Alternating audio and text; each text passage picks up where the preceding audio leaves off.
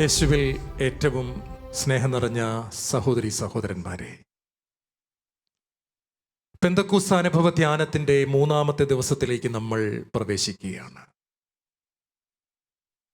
പരിശുദ്ധാത്മാവിനെ പറ്റി മാത്രം ചിന്തിച്ചുകൊണ്ട് ധ്യാനിച്ചുകൊണ്ട് നമ്മൾ ഈ ശുശ്രൂഷയുമായിട്ട് മുന്നോട്ട് പോകുമ്പോൾ നമ്മുടെ മേലെല്ലാം പകരപ്പെടുന്ന അഭിഷേകത്തെ ഓർത്ത് നമുക്ക് ദൈവത്തിന് നന്ദി പറയാം. പരിശുദ്ധാത്മാവ് നമ്മളെ വ്യത്യസ്തരാക്കുന്ന ദൈവത്തിൻ്റെ ആത്മാവാണ്. ഒരു വ്യക്തിയെ മറ്റുള്ളവരിൽ നിന്നും വേർതിരിച്ച് കാണിക്കുന്നത് പരിശുദ്ധാത്മാവിൻ്റെ അഭിഷേകമാണ്.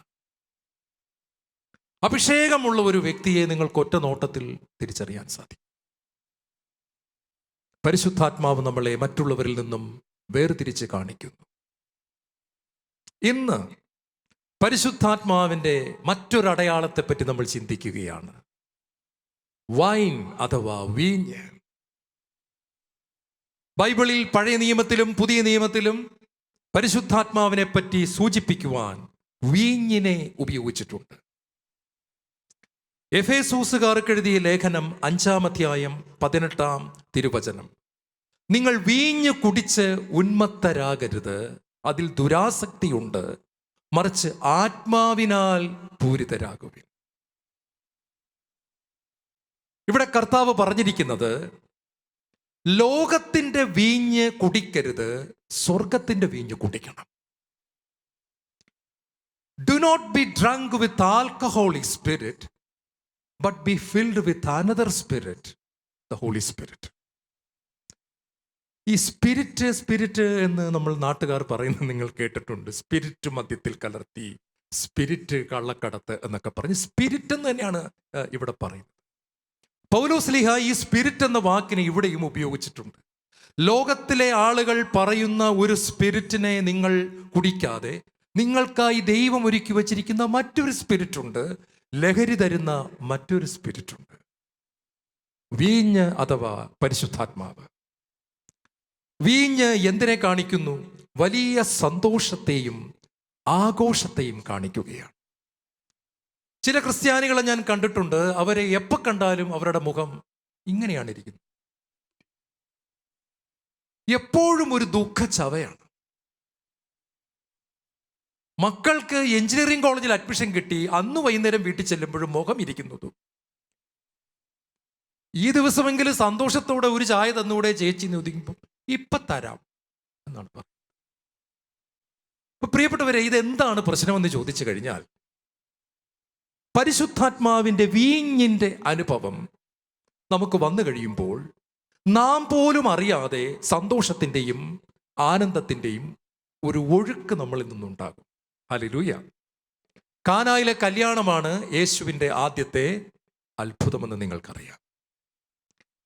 നുരഞ്ഞു പൊന്തുന്ന വീഞ്ഞിൻ്റെ അനുഭവം കാണിച്ചുകൊണ്ട് തന്നിൽ വിശ്വസിക്കുന്ന ഓരോ മകനും മകളും ഇതുപോലെ നുരഞ്ഞു പൊന്തുന്ന അഭിഷേകത്തിൻ്റെ, സന്തോഷത്തിൻ്റെ, ആനന്ദത്തിൻ്റെ, സമാധാനത്തിൻ്റെ, സെലിബ്രേഷൻ്റെ ഒരു അനുഭവത്തിൽ ജീവിക്കുവാൻ ദൈവം നമ്മളെ വിളിക്കുന്നു എന്ന സന്ദേശം കാനായിലെ കല്യാണത്തിൽ തന്നെ കർത്താവ് നമുക്ക് തരികയാണ്. ഹല്ലേലൂയ. നിങ്ങൾ ഈ ധ്യാനത്തിൻ്റെയൊക്കെ അവസാന ദിവസം ശ്രദ്ധിച്ചിട്ടുണ്ട്. എന്തോ ഒരു സന്തോഷമാണ്. ആളുകൾ കിടന്ന് ചാടി തുള്ളി മറിയാണ്. വീട്ടിലേക്ക് പോകാനായിട്ട് വീട്ടിൽ നിന്ന് ആളുകൾ വണ്ടിയുമായിട്ട് വരുമ്പോൾ പറയും, ഇല്ല വരണ്ട, പൊയ്ക്കോ, ഞങ്ങൾക്ക് 2 ദിവസം കൂടി ഇവിടെ തന്നെ കഴിഞ്ഞാൽ കൊള്ളാമെന്നുണ്ട്. അത് വെറുതെ പറയുന്നതാണ്. എങ്കിലും ആൾക്കാർക്ക് ഈ ധ്യാനകേന്ദ്രം വിട്ടു പോകാൻ പറ്റുന്നില്ല. കാരണം ഒരു വീഞ്ഞിൻ്റെ അനുഭവം അവർക്ക് ലഭിച്ചിരിക്കുന്നു. അവർ വീഞ്ഞു കുടിച്ചിരിക്കുന്നു. അവർക്കിനി ലോകത്തിലെ ആനന്ദം വേണ്ട എന്ന മട്ടിൽ ധ്യാനകേന്ദ്രത്തിൽ തന്നെ ഇങ്ങനെ പമ്മി നിൽക്കുകയാണ്.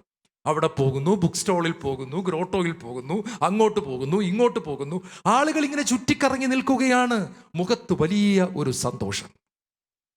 സന്തോഷം കിട്ടാൻ വേണ്ടി ലഹരികൾ ഉപയോഗിക്കുന്ന യുവതലമുറയെ, നിങ്ങൾ ഈ വചനം കേട്ടാലും കേട്ടില്ലെങ്കിലും ഞാനൊരു സത്യം ഉച്ചത്തിൽ വിളിച്ചു പറയുകയാണ്.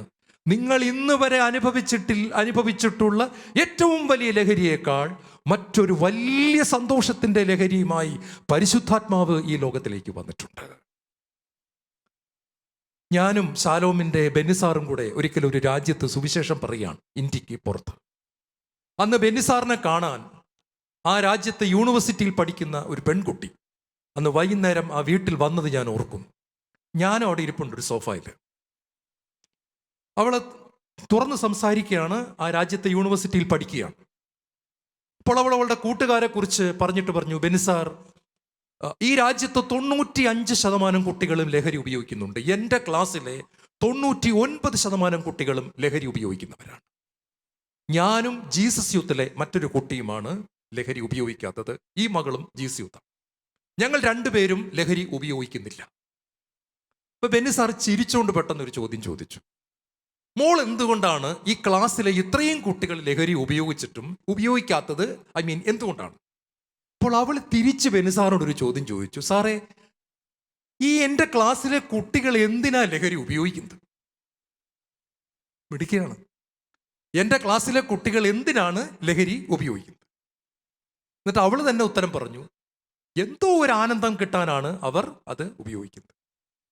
അത് ഉപയോഗിക്കാതെ തന്നെ അവർക്കുള്ളതിൻ്റെ ഇരട്ടി ആനന്ദം ഓൾറെഡി എൻ്റെ ഹൃദയത്തിൽ ഉണ്ടെങ്കിൽ ഞാൻ ലഹരിയുടെ പുറകെ പോകേണ്ട കാര്യമുണ്ടോ? ഹല്ലേലൂയ. ചെറുപ്പക്കാരിയായ ഒരു പെൺകുട്ടിയുടെ, യൂണിവേഴ്സിറ്റിയിൽ പഠിക്കുന്ന യുവത്വം നിറഞ്ഞ ഒരു പെൺകുട്ടി പരിശുദ്ധാത്മാവിൽ നിറഞ്ഞ് സംസാരിക്കുന്നതാണ് ഞാനന്ന് കണ്ടത്. ഹല്ലേലൂയ. ജീസസ് യൂത്തിൻ്റെ മൂവ്മെൻറ്റുകളെ കുറിച്ചും ഒത്തിരി സന്തോഷം ആ സമയത്ത് എനിക്ക് അനുഭവം തോന്നി. Praise the Lord. കാരണം ഇത്രയും കുട്ടികൾ ലഹരി ഉപയോഗിച്ചിട്ടും ഈ മൂവ്മെൻറ്റിൻ്റെ അകത്ത് നിൽക്കുന്ന രണ്ടെണ്ണത്തെ പിടിച്ചു നിർത്താൻ പരിശുദ്ധാത്മാവിൻ്റെ വീഞ്ഞിൻ്റെ ശുശ്രൂഷ ചെയ്യുവാൻ അവർക്ക് കഴിഞ്ഞല്ലോ എന്നതിൽ ഞാൻ ദൈവത്തെ സ്തുതിച്ചു. ഹല്ലേലൂയ. ഞാൻ എൻ്റെ കണ്ണുകൊണ്ട് കണ്ട ഒരു കാര്യമാണ് നിങ്ങളോട് പങ്കുവച്ചത്. കർത്താവ് ഇതാ വെള്ളത്തെ വീഞ്ഞാക്കുകയാണ്. വെള്ളത്തിന് നിറമില്ല, വെള്ളത്തിന് മണമില്ല, വെള്ളത്തിന് രുചിയില്ല. വെള്ളം കുറച്ച് കഴിയുമ്പോൾ നമ്മൾ ഒഴിച്ചു കളയും.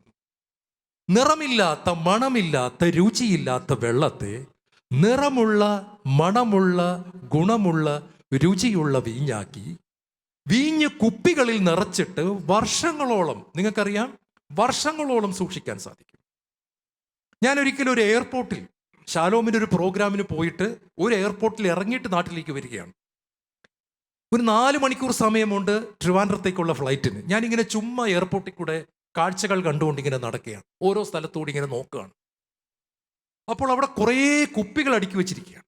ഞാൻ അവിടെ ചെന്ന് നോക്കിയപ്പോൾ വൈൻ അടുക്കി വെച്ചിരിക്കുകയാണ്. ഞാൻ ഒരു വൈനിൽ ചെന്ന് വില നോക്കി.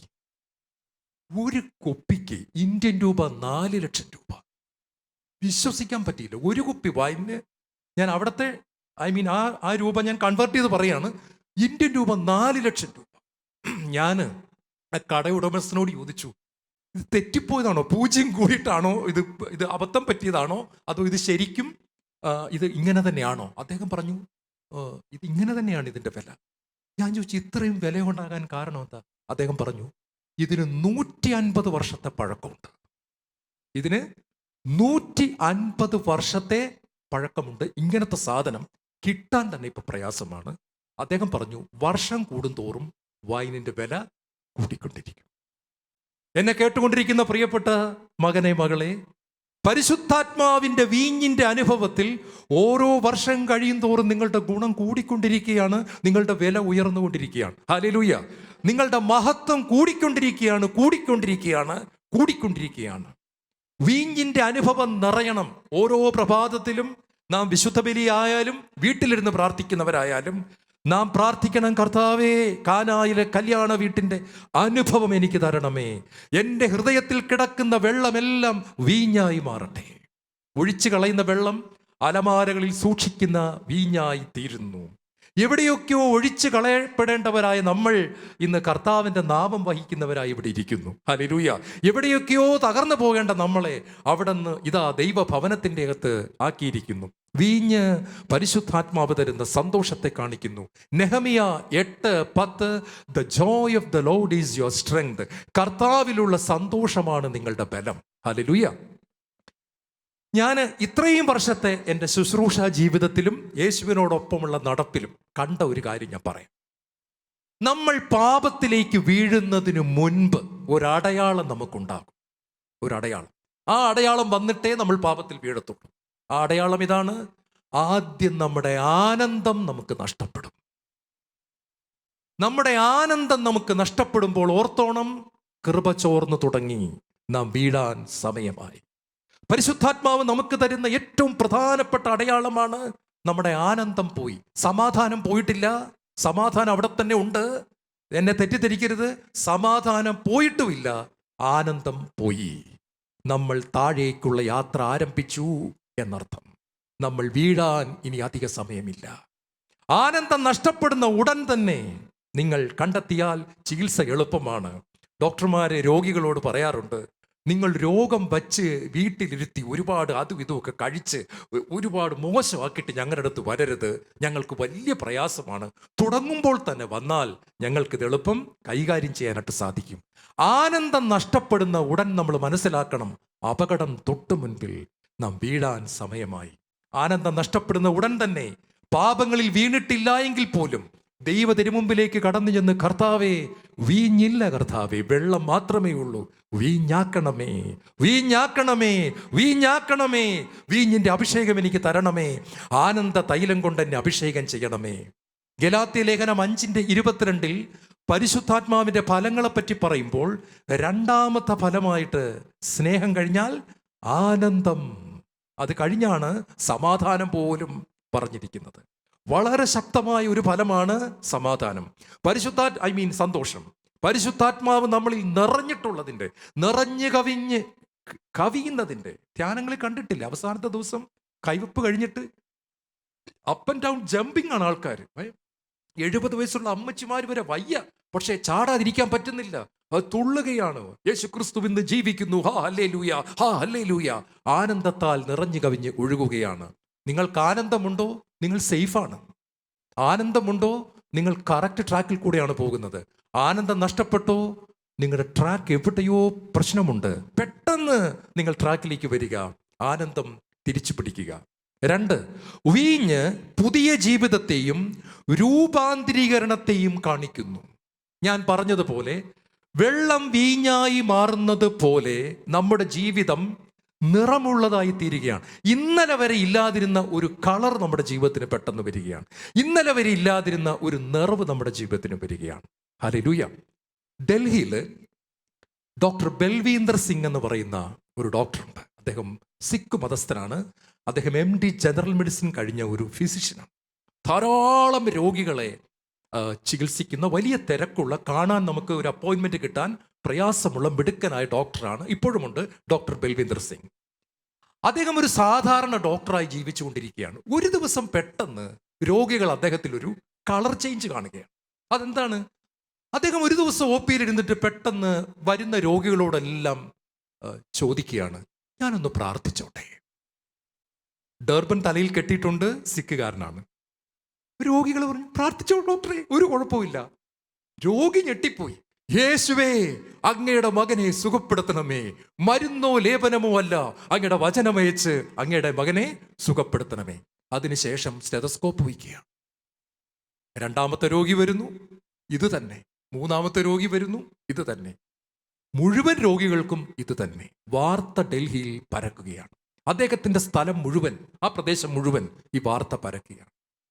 എല്ലാ ദിവസവും ഇത് ഇങ്ങനെ തുടർന്നുകൊണ്ടിരുന്നപ്പോൾ അദ്ദേഹത്തെ കാണാൻ വന്ന ഒരു രോഗി, വളരെ അറിയപ്പെടുന്ന ഒരു പേഷ്യൻ്റാണ്, രാഷ്ട്രീയത്തിലും എല്ലായിടത്തും അറിയപ്പെടുന്ന ഒരു പേഷ്യൻ്റാണ്. അദ്ദേഹം ചോദിച്ചു, ഡോക്ടറെ, ഞാൻ കഴിഞ്ഞ ആഴ്ച ഡോക്ടറെ കാണാൻ വന്നപ്പോൾ ഈ പ്രശ്നം ഇല്ലായിരുന്നല്ലോ, ഡോക്ടറിൽ വല്ലാത്തൊരു മാറ്റം, അതും യേശു എന്ന് പറഞ്ഞുകൊണ്ട് ഡോക്ടർ പ്രാർത്ഥിക്കുന്നു. ഡോക്ടർ ആ രാഷ്ട്രീയ നേതാവിനോട് ചോദിച്ചു, യേശു എന്ന് പ്രാർത്ഥിക്കുന്നതല്ലാതെ സാർ എന്നിൽ എന്തെങ്കിലും മറ്റു മാറ്റം കാണുന്നുണ്ടോ? അതെ, ഞാൻ ഡോക്ടറിൽ ഒരു കളർ വ്യത്യാസം കാണുന്നുണ്ട്. ഡോക്ടർ ആകപ്പാടൊന്ന് ചുവന്നിട്ടുണ്ട്, ഡോക്ടർക്ക് ആകപ്പാടൊരു കളർ വ്യത്യാസമുണ്ട്, ഡോക്ടറിൽ എന്തൊക്കെയോ തിളങ്ങുന്നുണ്ട്, എന്തൊക്കെയോ സംഭവിച്ചിട്ടുണ്ട്.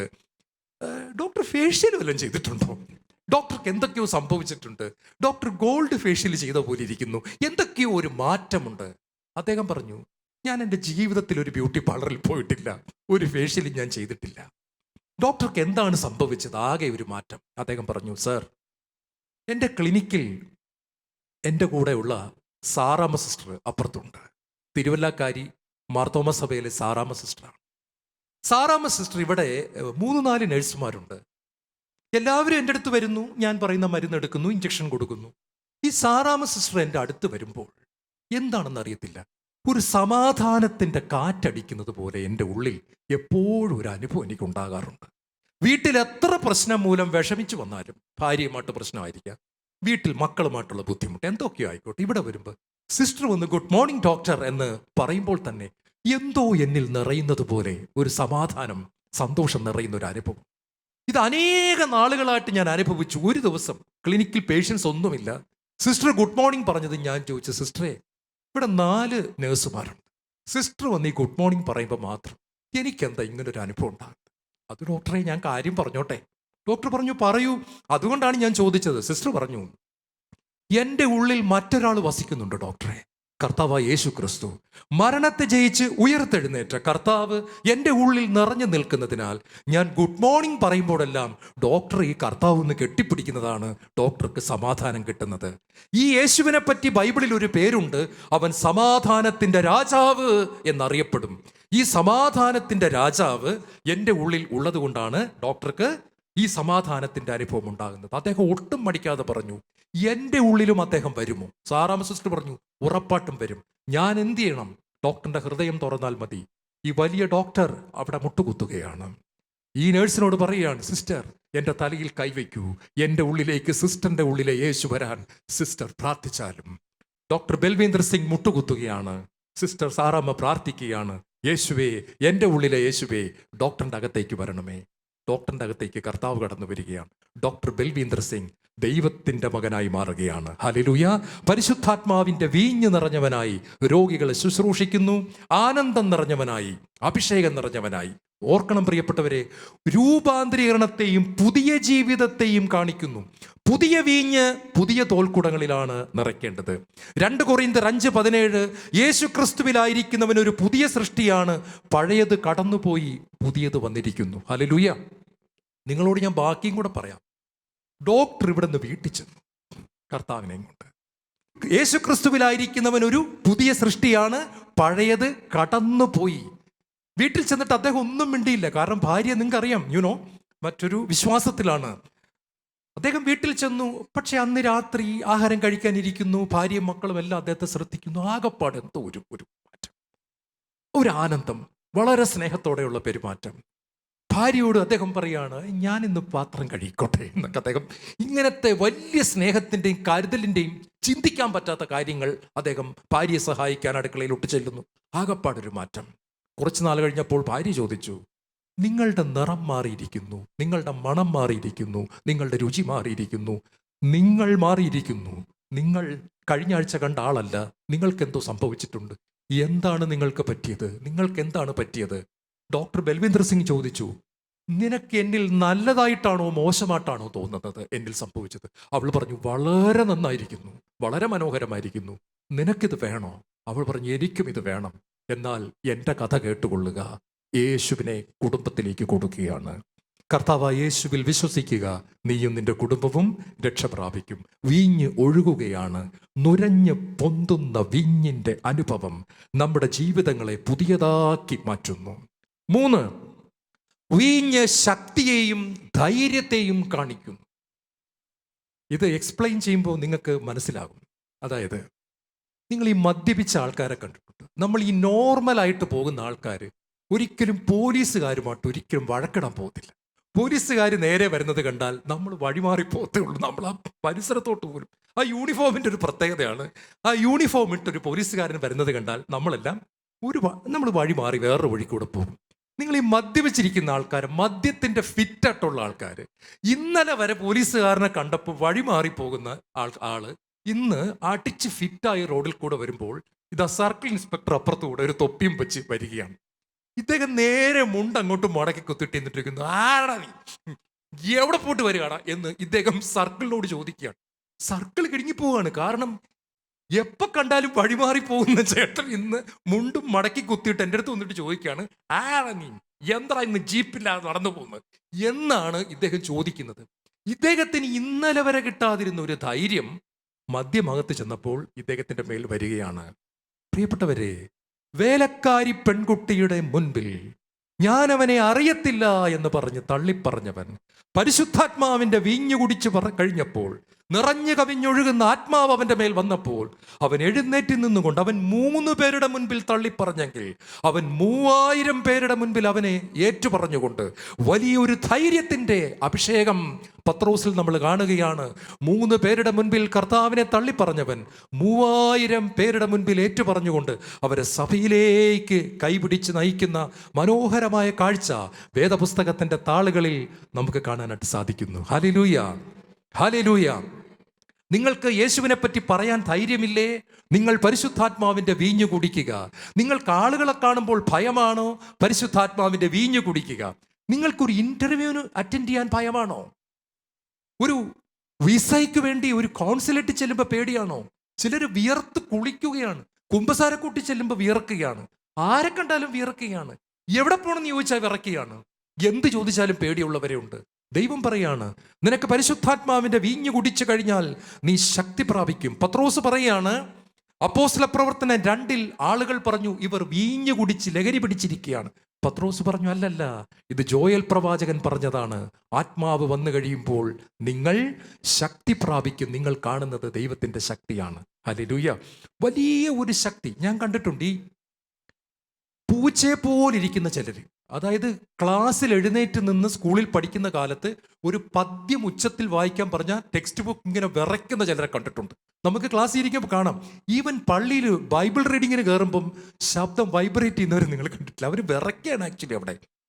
അവിടെ ഇത് വായിക്കാൻ കയറിയിട്ട് നിന്ന് കിടുകിടാ വിറയ്ക്കുന്നതാണ് ആ ശബ്ദത്തിൽ കാണുന്ന വിറവല്. പക്ഷെ ഈ ആൾക്കാർ ഒരു ധ്യാനം കൂടി കഴിഞ്ഞു വന്ന് ലേഖനം വായിക്കാനായിട്ട് പള്ളിയിൽ കയറുമ്പോൾ നമ്മൾ അത്ഭുതപ്പെട്ടു പോവുകയാണ്. വലിയ ഒരു ശക്തി വെളിപ്പെട്ട് കിട്ടുന്നു. ഇവരുടെ ഈ പേടിയെല്ലാം പോയിട്ട് പരിശുദ്ധാത്മാവിൻ്റെ ശക്തിയോടുകൂടി ഞാൻ ശുശ്രൂഷ ചെയ്യുമ്പോൾ എനിക്കറിയാം പ്രിയപ്പെട്ടവരെ, ഞാനിപ്പോൾ ഇങ്ങോട്ട് ആദ്യം വന്നതുപോലെ അല്ല ഇപ്പം ഇവിടെ നിൽക്കുന്നത്. പാട്ടൊക്കെ പാടി ആരാധിച്ച് കഴിയുമ്പോൾ പരിശുദ്ധാത്മാവ് ഇങ്ങോട്ട് വരുന്ന ഉടനെ ഒരു അൺയൂഷ്വൽ ബോൾഡ്നെസ് നമ്മുടെ മേൽ വരികയാണ്. യേശു ക്രിസ്തുവിന് 2 പേരുകളുണ്ട് പ്രധാനപ്പെട്ടത്. ഒത്തിരി പേരുണ്ട്. 2 പേരിതാണ്. ഒന്ന് ദൈവത്തിൻ്റെ കുഞ്ഞാട്, മറ്റത് യൂദാഗോത്രത്തിൻ്റെ സിംഹം. അതെങ്ങനെയാണ് ഒരാൾക്ക് തന്നെ സിംഹമെന്നും കുഞ്ഞാടെന്നും ഒരാൾക്ക് തന്നെ പേര് വന്നിരിക്കുകയാണ്? എപ്പോഴെങ്കിലും ചിന്തിച്ചിട്ടുണ്ടോ? യേശുവിനെ വിളിക്കുന്നു ദൈവത്തിൻ്റെ കുഞ്ഞാട്, അതേ യേശുവിനെ വിളിക്കുന്നു യൂദാഗോത്രത്തിൻ്റെ സിംഹം. എക്സ്പ്ലെയിൻ ചെയ്യാം. ദൈവത്തിൻ്റെ കുഞ്ഞാട് എന്ന് പറയുന്നത് യേശുവിൻ്റെ സ്വഭാവമാണ്. യൂദാഗോത്രത്തിൻ്റെ സിംഹം യേശുവിൻ്റെ ശുശ്രൂഷയാണ്. Hallelujah, hallelujah. ഡാനിയേൽ പ്രവാചകനെ സിംഹക്കുടിയിലിടുമ്പോൾ സിംഹങ്ങൾ അദ്ദേഹത്തെ വിഴുങ്ങാനായിട്ട് വരുന്നു. പെട്ടെന്ന് സിംഹങ്ങളെല്ലാം ഓടിക്കളയുന്നു, വിഴുങ്ങുന്നില്ല. എന്താ കാര്യം എന്നറിയാമോ? ഈ വിഴുങ്ങാൻ വന്ന സിംഹങ്ങൾ മറ്റൊരു സിംഹത്തെ അവിടെ കണ്ടു. യൂദാ ഗോത്രത്തിന്റെ സിംഹം ഡാനിയലിന്റെ മുൻപിൽ തൻ്റെ സടയൊക്കെ കുടഞ്ഞ് എഴുന്നേറ്റ് നിൽക്കുന്ന ഒരു കാഴ്ച ഈ സിംഹങ്ങൾ കാണുകയാണ്. യൂദാ ഗോത്രത്തിന്റെ സിംഹത്തെ കണ്ട ഭൂമിയിലെ സിംഹങ്ങൾ വാലും ചുരുട്ടി പൂച്ചയെ പോലെ പോകുകയാണ്. പിശാചിന്റെ മുൻപിലും യേശു യൂദാഗോത്രത്തിന്റെ സിംഹമാണ്. കം ഔട്ട്, പുറത്തു വരിക. ലഗിയോൻ, 6000 പിശാചുക്കൾ ബാധിച്ചവന്റെ മുമ്പിൽ യൂദാഗോത്രത്തിലെ സിംഹമായി നിൽക്കുകയാണ്. പ്രിയപ്പെട്ടവരെ, ദൈവത്തിന്റെ ആത്മാവിന്റെ വീഞ്ഞിന്റെ അനുഭവം നമുക്ക് വരുമ്പോൾ നമ്മളും ഇതുപോലെയായിത്തീരുന്നു. നമുക്ക് കണ്ണുകളടയ്ക്കാം. നമ്മുടെ സകല ബലഹീനതകളിലും ശക്തിയായി, അഭിഷേകമായി, ധൈര്യമായി, ബലമായി പരിശുദ്ധാത്മാവ് കടന്നു വരികയാണ്. നമുക്കായിരിക്കുന്ന സ്ഥലങ്ങളിൽ ഇരുന്ന് അല്പനേരം ഈശോയെ സ്തുതിക്കാം. Hallelujah, hallelujah, hallelujah, hallelujah. പരിശുദ്ധാത്മാവെന്ന വീഞ്ഞ് എന്നിലേക്ക് ഒഴുകി വരട്ടെ. ഈ പെന്തക്കോസ്ത് തിരുനാളിൻ്റെ ഒരുക്ക ദിവസങ്ങളിൽ ആത്മാവ് വീഞ്ഞായി ഞങ്ങളിലേക്ക് വരട്ടെ പിതാവേ. കാനായിലെ കല്യാണ നാളിൽ നുരഞ്ഞു പൊന്തിയ ആ വീഞ്ഞ് പരിശുദ്ധാത്മ അഭിഷേകം ഞങ്ങളിൽ നിറഞ്ഞു കവിഞ്ഞൊഴുകട്ടെ. Hallelujah, hallelujah, hallelujah. യേശുവേ സ്തോത്രം, യേശുവേ നന്ദി, യേശുവേ ആരാധന.